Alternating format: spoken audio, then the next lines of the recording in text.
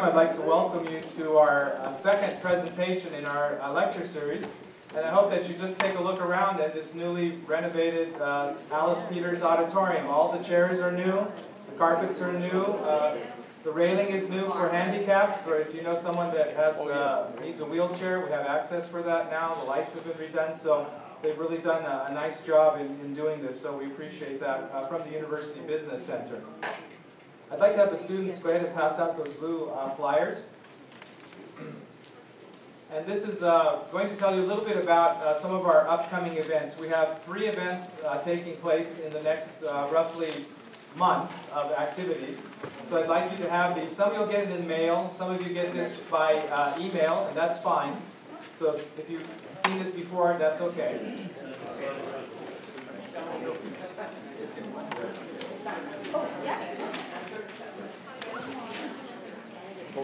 So I'd like to very quickly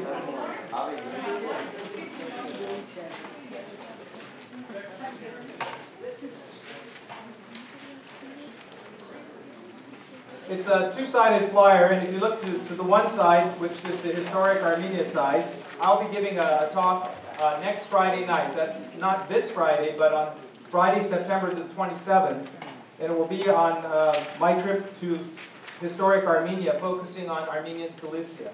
So I will be showing photos from Armenian Cilicia, including many of the fortresses, many of the important sites, Armenian sites in that area, along with my comments about some of the current events that are taking place in those areas. Specifically, I'll be showing you some slides from Mush when I was there, and we'll be seeing a little bit of the activities in the Armenian quarter, what's been taking place. You've been reading about the destruction of the Armenian quarter in Mush. I'll show you some pictures, photos from this year.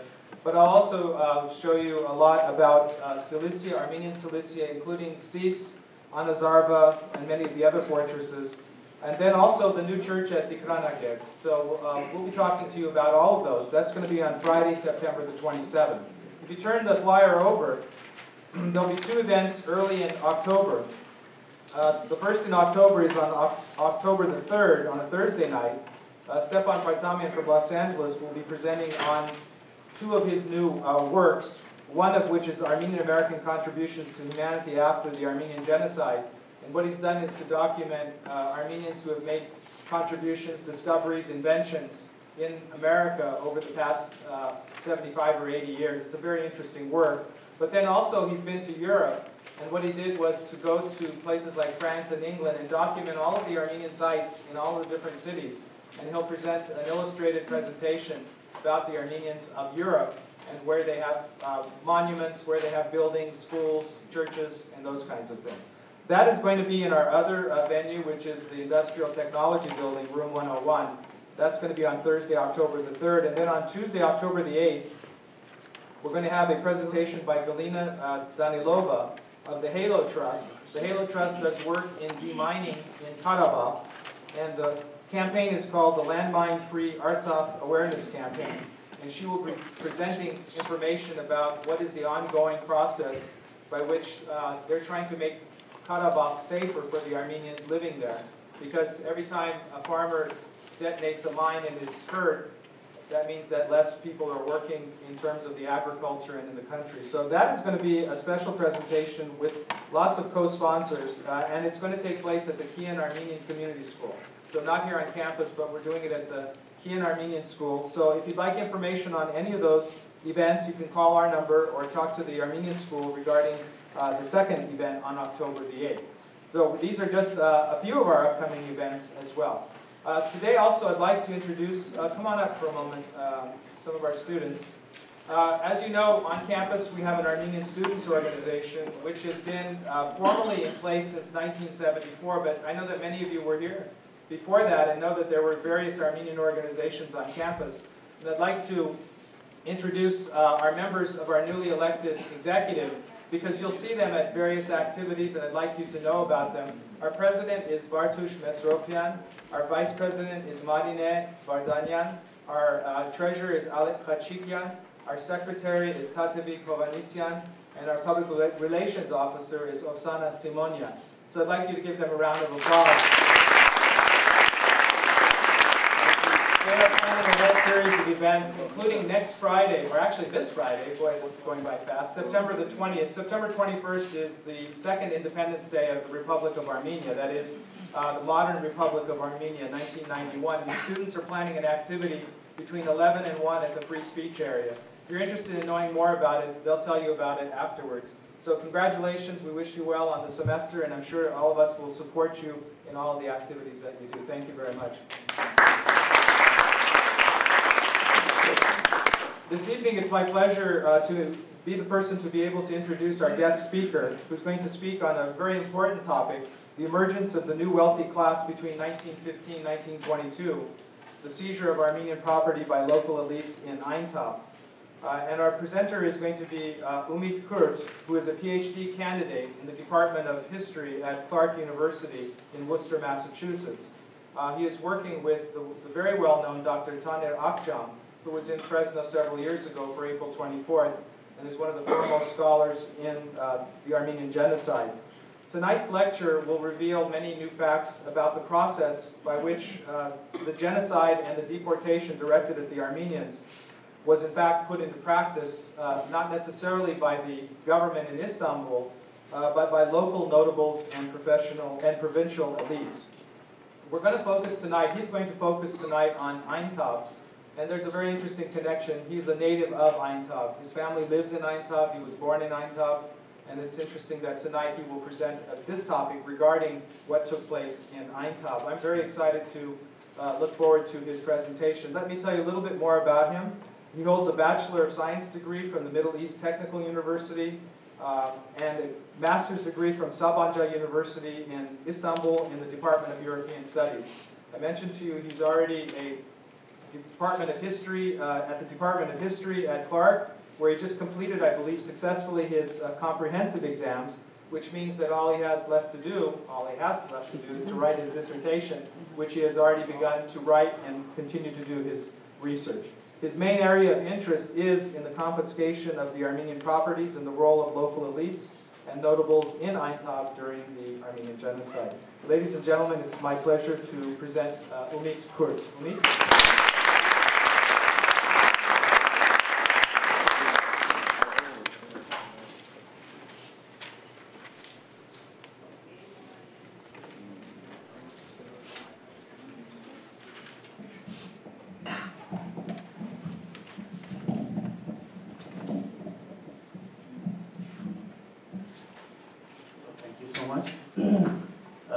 It's such a great honor and great pleasure for me to be with you and to share my preliminary research of my dissertation with you.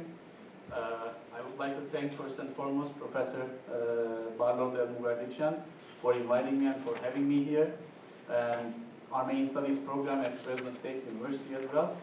And thank you so much for all of you to not just leave me here alone. Thank you.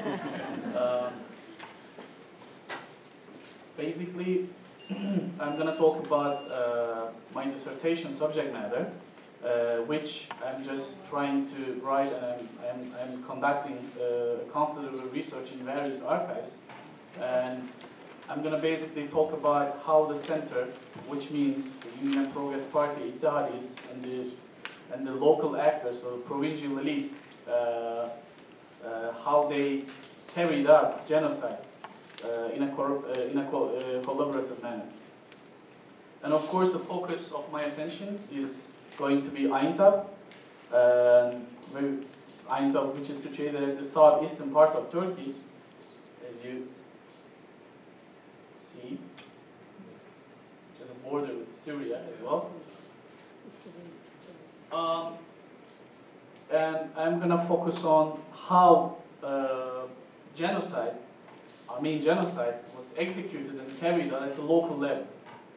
And then actually existing literature on Armenian genocide does not have sufficient amount of studies regarding how Armenian genocide unfolded and deportation unfolded and was carried out at the local level in Dikranagep, in Bitlis, in Van, in Erzurum, in Erzincan, and so on and so forth. So I think the current literature on Armenian genocide has to focus on these particular and micro studies. And so the total destruction of the Armenian Armenians marked the first time in modern history that a government tried to eliminate a particular group of its own citizens in an effort to settle a perceived political problem. Between 1895 and 1922, Ottoman Armenians suffered massive loss of life and property as a result of pogroms, massacres, and other forms of mass violence. The 1915 Armenian genocide can be seen as the pinnacle of this process of decline and destruction. It consists of a series of genocidal strategies: the mass execution of elites in April 1915, 24th of April, categorical deportation started in Zeytun, Dörtyol region in February and March 1915, forced assimilation, which was quite widespread, destruction of material culture, and last but not least, collective dispossession. The state orchestrated plunder of Armenians immediately impoverished the victims. This was at once a condition for and a consequence of genocide. It's fairly important to see the link between the role of stolen Armenian assets in the integration and the stabilization of the Turkification, which makes confiscation of Armenian properties as a social process.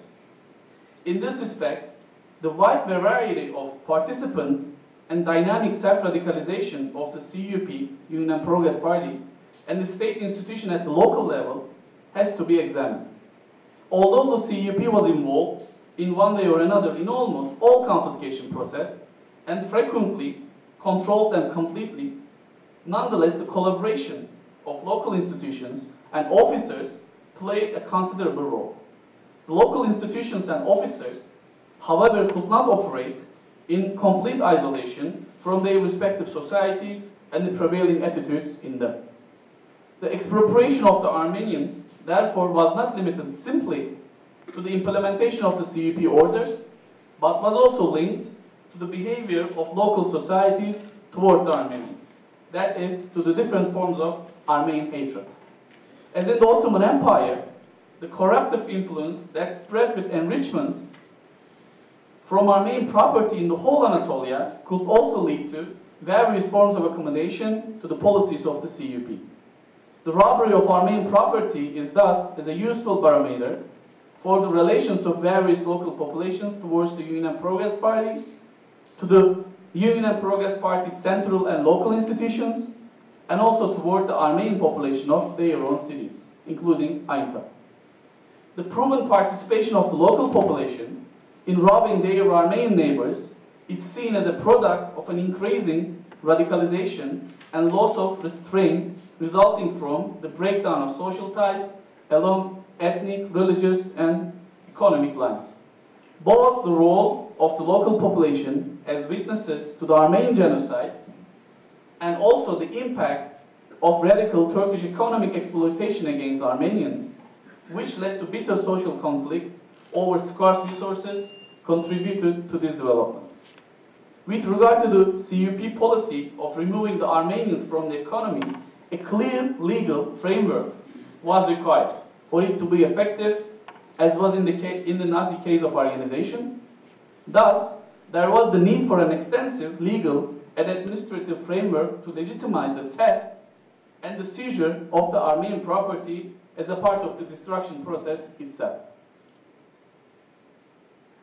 In approaching this particular topic, a number of key questions are posed. How much and what types of Armenian property were seized? What mechanisms were applied and which institutions were involved? What happened to property and which persons and organizations profited directly from the theft? Is it possible to assess the degree of corruption involved? What was the role of the local population? To what extent did the greed for Armenian property act as a motive for killing? Finally, what does the perspective of the victims add our understanding of the expropriation process? A careful examination and analysis of these issues can tell us more about both the implementation of the Armenian genocide and the significance of Armenian property within that process. Despite the clear intent for all Armenian property to be confiscated for the benefit of Turkish administration, material rewards clearly acted as an incentive for collaboration at the regional level. Administrators recognized this motive and tolerated or encouraged it as they saw fit, often taking their own cut. The process of genocide, once unleashed, released dynamic currents that could not necessarily be foreseen or fully controlled from the center. As for the widespread collaboration of the parts of the local populace in measures against Armenians, the distribution of great amount of Armenian property provided a useful incentive that strongly reinforced local Armenian hatred and other political and personal motives. The CUP cadres were quite aware that the retention of Armenian property would give local people a material stake in the deportation of Armenians. For Armenians, this deprivation of property reduced considerably their chances for survival. This illustrates the obvious link between the property confiscation and the terrifying effectiveness of genocide in this region. As said earlier, the seizure of Armenian property was not just a byproduct of CUP's genocidal policies, but an integral part of the murder process, reinforcing and accelerating the intended destruction. Hundreds of officials were employed to handle the administration and sale of Armenian property. A great many government officials and private individuals, including property assessors, auction houses, trustees, estate agents, notaries, and transport companies were also involved. The various opportunities for enrichment certainly facilitated the progressive removal of the Armenians, despite the lack of widespread support for Turkish anti-Armenian policies among the Muslim population in Aintab as a whole. The most striking aspect of the confiscation process in Aintab were the careful preparation of the action in coordination with planning for the deportation and its rapid and comprehensive implementation. In a variety of ways, plunder of Armenian property acted as a catalyst for genocide as individuals, organizations, and the government competed over the spoils. The state-orchestrated theft of Armenian property was closely coordinated with the plans for the mass deportations of the Armenians. CUP was only able to implement its destruction and confiscation policies throughout the whole Anatolia with the aid of considerable local cooperation. The confiscation of Armenian property was linked explicitly with plans for the expulsion of the Armenians as a part of a drive for the creation of homogeneous ethnic nation-state and homogeneous Turkish ethnic bourgeoisie. As in the most of Anatolia, the removal of the Armenians to the Syrian desert proved decisive in separating them from their property because it was clear that they were not meant to return. All this historical course of events lays bare the fact that process of genocide and deportation directed at Aintabsi Armenians were in fact put into practice by local notables and provincial elites themselves, and these local actors actually prospered and became a new wealthy social strata through the acquisition of Armenians' property and wealth. In this respect, I would argue that Union and Progress parties' genocide and deportation degree had a certain social background, effective power, control, and support mechanisms at the local level. Therefore, what took place at the local areas or the periphery deserves to be examined. By zooming in on Aintab, I hope to shed light on the origins of property and the wealth of local and provincial elites, notables in Aintab, and how massacred and deported Armenians' properties in Aintab were changed hands. To date, no comprehensive research has been done that examines detailed treatment of the expropriation of the Ottoman Armenians in general and in Aintab in particular, as a component of the genocide. This highly significant aspect still needs to be thoroughly understood. Existing studies demonstrate the relevance of the Armenian genocide within the broader context of the world, European and Ottoman history. This contextualization, however, tells the story of the destruction of the Armenians primarily from the perspective of the perpetrators and the global political actors rather than local agencies.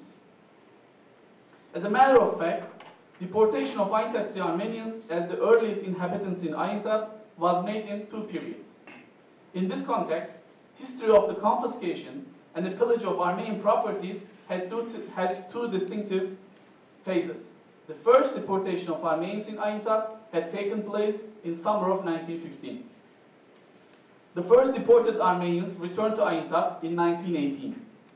Aftermath of the National Liberation War of Kemalists against French troops, returned Armenians in 1918 left Aintab alongside French regiments in 1921.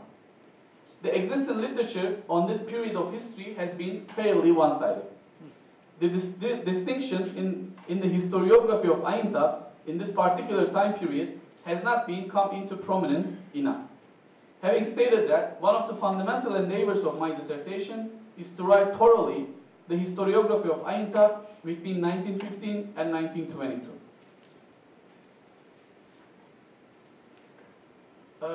Population of Aintab in 1914, before the Armenian deportation started, was about 80,000.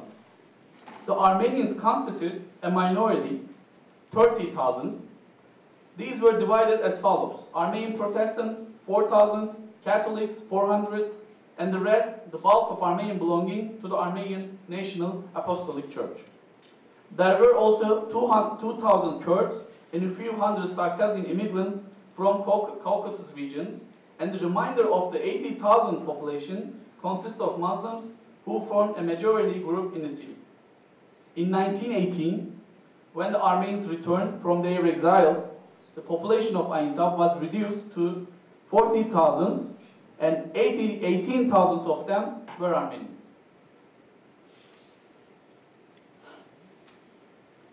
So, Kevork Avedi Sarafyan, who wrote a fascinating book on the history of Aintab, he says that the news of the first deportations reached out Aintab in May 1915. But there was no organized effort for self-defense.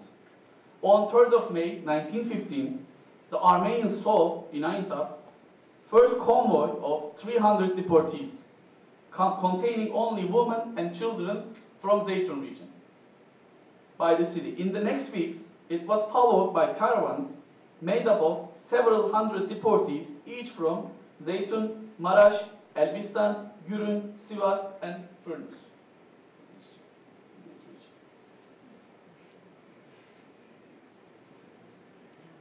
And they follow up this way.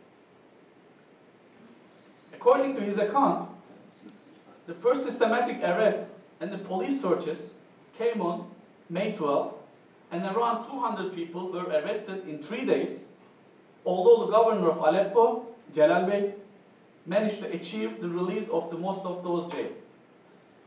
Raymond Kevorkian, a renowned historian, explains that two Americans from Aintab provide a few details about the caravan of deportees who arrived from north and passed through the city in destitute, even if it had been hard to approach them or give them with relief. The deportees were stationed 15 minutes from the city in a place known as Kavaklık.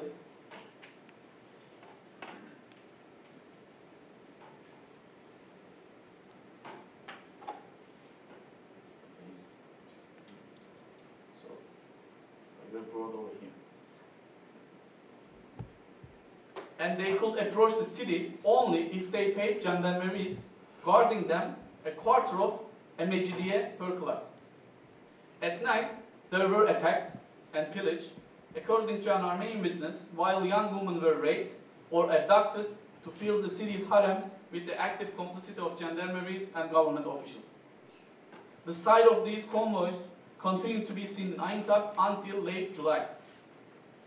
Short thereafter, late July, the CUP's responsible secretary, Katibi Mesul, in other words, in Aleppo, Cemal Bey, arrived the city. The main duty of the presence of this Ittihadist cadre in the city was to persuade the notables to request that Istanbul officially decide a deportation order for Armenians in Aintab. A meeting called on July 29th, by the local Young Turks, corroborated the reception of deportation order coming from Istanbul. At this meeting, a list of the first Armenians to be sent off was drawn up. On the basis of the statements of eyewitnesses, Stina Khachadurian gave the date of 29th of July 1915 for deportation of first convoy of Armenians in Aintab. In the same way, Sarafyan recounts on the same date the first deportation of the Armenian notables and intellectuals took place under the threat of Turkish bayonets. According to the telegram of German consul Rösler in Aleppo, the order to deport the Armenians from the coastal zones of the Vilayet of Aleppo, Aintab and Kilis had just been issued on July 29, 1915. Noticeably, the Mutasarrif and the military commander were opposed to Istanbul's deportation order, so that they resigned. Sarafyan reports that the deportation order of Armenians in the city was posted up and announced by the town crier in the morning of 13th July. In the first convoy, a member of the city council, Nazaret Manushkarian, was attacked and murdered there by the men of the special organization, irregular forces. In other words, the branch of Teşkilat-ı Mahsusa in Aintab. The second convoy was systematically plundered by the gangs, çetes, less than a day's march from Aintab. In the summer of 1915, the first deportees, chiefly Armenian intellectual and wealthy leaders, left Aintab under similar conditions. They were not murdered en masse, fortunately. They found refugees in Aleppo and Hama,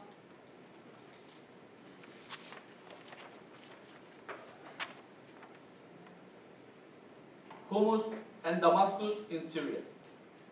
Only after the total expulsion of apostolic Armenians, the authorities issued the order in September 19 to deport the few hundred Catholics of Aintab who had initially spared. By late September, 3/4 of the Armenian population had already been deported. The Protestants were told that they would not be molested, probably for the simple reason that under the American churchmen, they were the proteges of the American embassy. But they were deported to Derzor as well, where all of them were annihilated under the most horrible conditions. There remained in Aintab only a few thousand Armenian craftsmen and artisans to help the Muslims to carry on their existence. After the appointment of the new interim Mutasarrif, Ahmet Bey, who arrived Aintab with the parliamentary deputy Ali Cenani, the CUP's representative in the region, he rapidly organized a second wave of deportations to Derzor, on the belief that if one is guilty, all are guilty. Ahmet Bey gave another order to mobilize the males between 16 and 20 who were still to be found in the city and assigned them to a labor battalion that was put to work on the Baghdad construction site in Raja.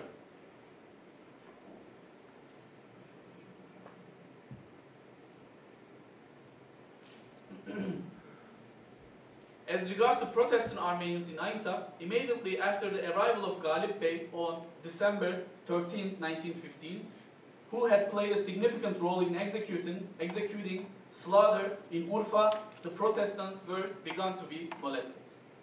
Despite the fact that deportation of Protestant Armenians gave rise to huge controversy between Galip and Ahmet Bey, one is the military commander, the other is the government officer, Mutasarrif, and the new military leaders, Yusuf and Osman Bey, they arrived at the city later on, who were opposed to deporting them. At the end of the day, the Protestants were deported through Akçakoyun railroad station on December 19, 1915.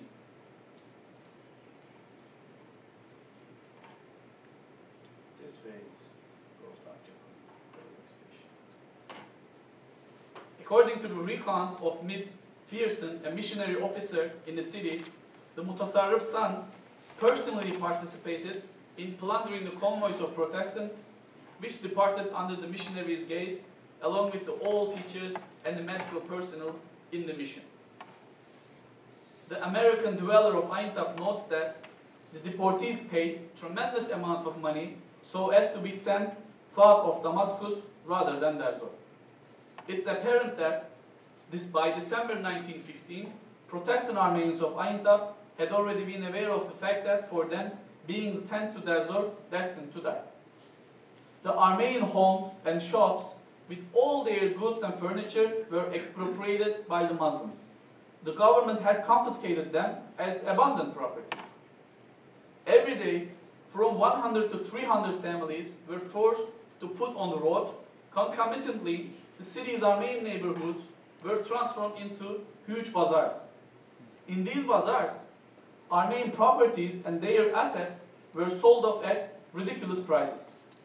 The authorities seized all non-Turkish schools and all churches. They confiscated the stocks of the store. They rented the most beautiful houses at fairly low prices and attributed the others to Turkish families. The Armenian cathedral was turned out to a storehouse for abandoned property and then converted into a stable after all the objects deposed there had been sold off. In order to make certain these transactions easier, the major beneficiaries of these acts of spoliation considered that the director of the Aintab branch of the Deutsche Bank, Levon Sahakyan, was immediately deported and he would later be killed at Derzor. As regards to expropriation of Armenian properties in the city, Armenian sources specify that the authorities did not allow the deportees to sell their real estate before being expelled. The new director of the local branch of Bank Ottoman, Levon Maher, played a significant role in confiscating Armenian property. He urged businessmen to deposit their most valuable assets, such as silver, gold, jewels, account books, and acknowledgments of their debt in his bank. In this way, he installed a company along with Turkish partners and bought their assets at 1/5 of their real value, thus amassing a personal fortune. The case of Kendirjian brothers is a very good example of indicating seizure of Armenian properties in Aintab after deportation. After being expelled from the city, the vast farm asset of Kendirjian brothers were taken over by the state and then delegated to private individuals. This case also illustrates the application of the ideology of national economy or Turkification of the economy by creating affluent Turkish Muslim classes at the local level. It's remarkable to reveal that the provincial elites of Aintab wanted to guarantee that they could enjoy the Armenian deportees' property. For that immediate purpose, the members of the Ittihadist Club and the provincial elites directly took part in the liquidation of around 50,000 Armenians from Aintab who were expelled to Derzor. According to the accounts of Aramandonian, presented by Raymond Kevorkian, these groups organized an executive committee, incorporated Dalbat Kimizade, Nurbeyoğlu Kadir, Hacı Halilzade Zeki, who went to Derzor in order to make sure that Armenians had indeed destined to die, so that they would not have to worry about returning their property to them. This aspect of the deportation of Armenians in Aintab demonstrates the origin of direct and active participation and support of the Muslim local notables to genocidal policies of the central authority. The stake at here was the plunder and seizure, movable and immovable properties of Armenians, constitute a palpable motivation for these provincial elites to take part in the deportation process in the city. Again, according to Kevork Avedi Sarafyan's account, overall, around 2,000 people were allowed to remain in Aintab, either throughout the war or for a few months, depending on circumstances.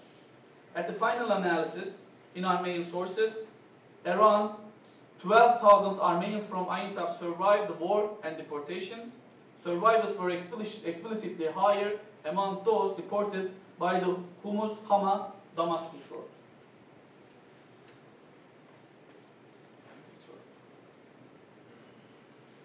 As far as the organizational character and the role of actors in deportation of Armenians in Aintab are concerned, close coordination and collaboration between central authorities and various local actors of great importance.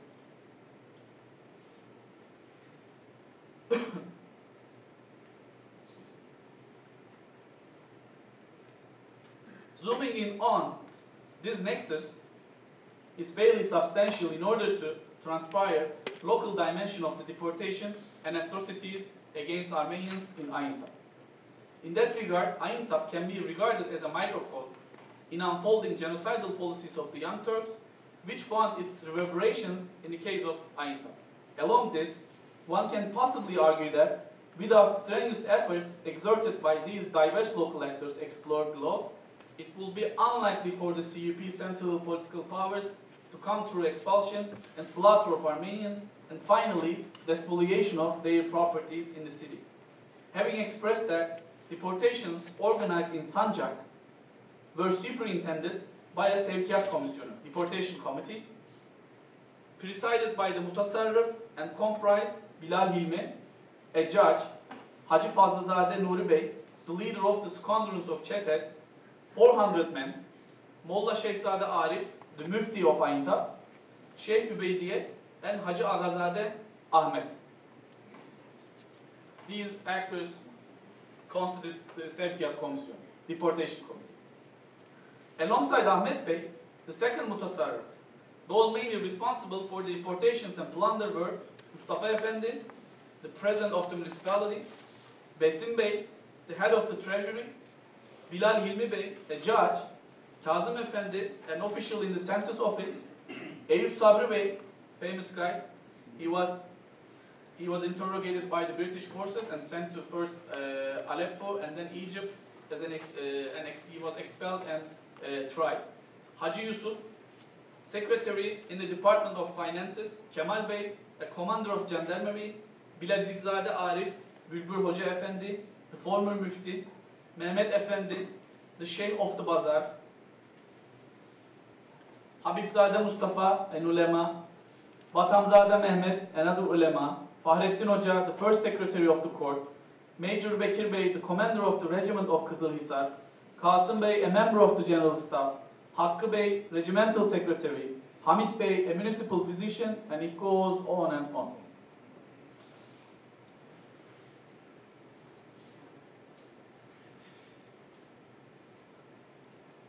Last but not least, there should be mention about Armenians in Kilis, whose fate was closely bounded up with that of their compatriots from Aintab. It should be pointed out that historical narrative and accounts for transpiring the deportation of Armenians in Aintab could hardly be separated from that of Armenians in Kilis. The deportation of the Armenians in Kilis started off on the same day as it took place in Aintab, July 13, 1915. The first destination for the convoys of Kilis deportees was the Katma railway station, where a primitive camp had been hastily set up. Around 300 people, basically craftsmen, were permitted to remain in Kilis for a while so as to provide local needs of the people. They were eventually deported in turn. Entire Christian symbols and ritual objects of Armenian church were purged in Kilis. Immovable properties seized after its owners were perished under the command of the local unionists so that it was unlikely to protest. Again, according to Aramondanian documents, Armenian survivors from Kilis compiled a list of 107 people who were chiefly responsible for the crimes committed in the course of the deportation and were the primary beneficiaries of the spoliation of Armenian property.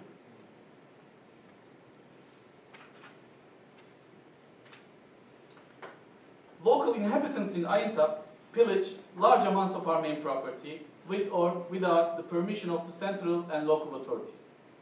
The participation of local people is a necessary condition to ensure the effectiveness of genocidal policies.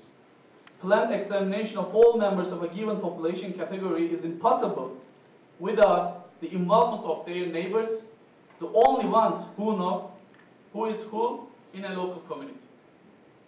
Today in Aintab, the origin of wealth of a number of local and provincial elites who have become urban bourgeoisie and integrated in the global finance capital in 80s and 90s lies in the plundering and the depredation of Armenian properties. If the archives of the institution of title deeds and the cadastrate in Aintab are open for researchers, this reality will be easily seen. Thus, on my own study, will attempt to employ these title deeds in the hands of Aintab Armenians in order to investigate how exchange of Armenians' properties were carried out and whom took the possession of those properties in Directorate General of Land Registry Cadastrate in the city. In a nutshell, I see the fate of Armenian property as a barometer of local relations between Armenians and Muslims. For parts of the local population, the acquiring of Armenian property was an important incentive for participating in anti-Armenian measures. The prospect of personal enrichment served effectively to implicate and integrate local collaborators within the process of destruction and looting. For the Armenian survivors, subjected to repeated attacks on their lives and possessions, the base motives of their former neighbors left some of the most indelible wounds, a painful human history that lies behind the numerous property lists preserved in the archives. Thank you so much for your patience.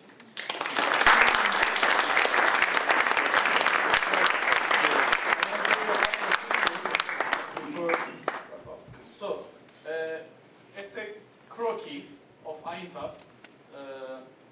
Armenian Quarter is located over here. It's an American college, Central Turkey College in Aintab. So this map from Kavakavedi Sarafyan's Batmucu Ayos Aintab's'in book. So Armenian Quarter is over here. You see Pert, Aintab Castle, and the Central American College. These are Kelezman, Louis, graves.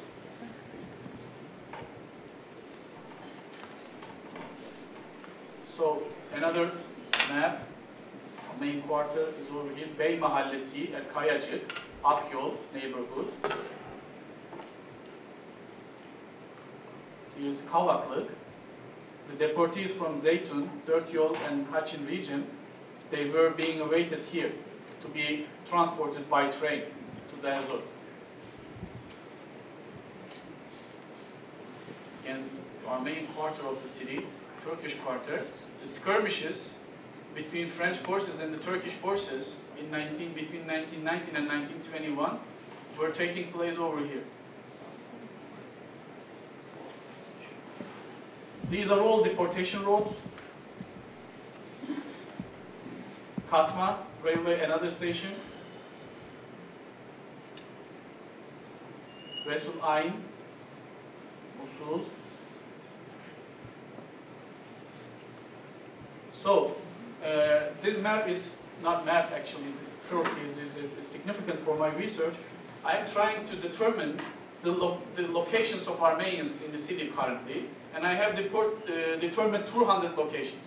Now I'm trying to point out, specify which location belong to whom actually. So these are the locations. What's the color code for? These are houses, shops, and stuff, all different locations. So, a map from Colonel Abadi. Abadi was a lieutenant in the French army in 1919 and 1921 in the city. The Turkish quarter and an Armenian quarter of the city. So the current view of the city, Eyüboğlu Mahallesi, Bey Mahallesi. This quarter was used to be an Armenian quarter. St. Mary Church, which was a prison until 1984, and then in 1980 it was turned out to be a mosque, just putting a crescent on top of it.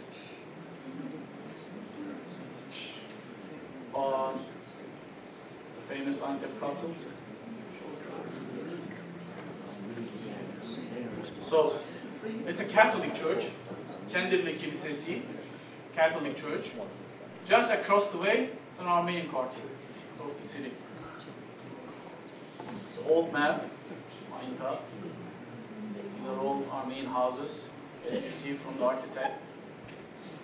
So girls' seminary, it was in the American hospital, girls' seminary school, and it was used as an orphanage as well, during the war especially. Now, some of those buildings still are Yes, up, yes? they are standing, yeah. Again, the Catholic Church, Candidly. The Catholic Church actually is full of bullet holes, because the skirmishes were taking place here between the French forces and the Turkish forces, Kemalist forces. It was a Khan before, which belonged to an Armenian family. So Dabakhane, Tabakhane, famous Armenian quarter, it's over here. Again, panorama of the city, one more. You see the St. Mary Church, beautiful church. And it was aftermath of the war between France and the Turkish forces in Aintab. This was Negocian Ağa's building. It was totally destroyed, demolished. So, Cebejian family, one of the affluent, wealthy, and well-educated family in Aintab. Çekiçyan brothers, and Çekiçyan family.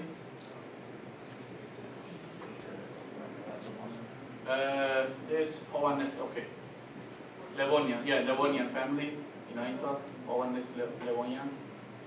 And Guleserian family. You see here that currently the church is located over here. Candidly Church, the Catholic Church is located over here. Bey Mahallesi, it used to be an Armenian neighborhood, and it's still, actually. Oh, so there are Armenians living there, yeah? No, unfortunately. Maybe converts? No? No, not. Leylekyan's house. So, Armenian quarter. Leylekyan's house, Karamanlikyan's house, Cebejian's house, they were all located here. What year is Here, currently. those occur? Yes, current pictures. So, it's the beginning of the Armenian neighborhood, start of Armenian neighborhood. This all the way down.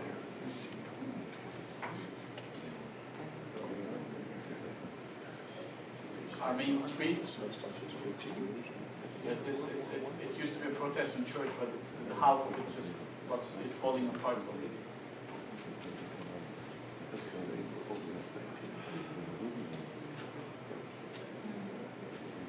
It's a museum now. Karamanlikyan's family's place. You just need the Turkish flag.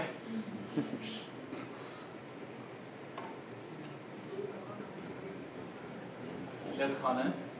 It was founded in 1852. So Kürtçüyan, Kürtçü Khane, which belonged to Kürtçüyan family, and now it's called Tutul Khane, but it's known as Kürtçüyan in Aintab. Yes, currently is the whole Armenian quarter currently.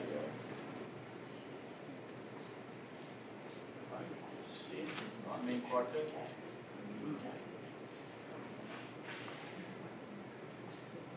Yes, that's it. Thank you.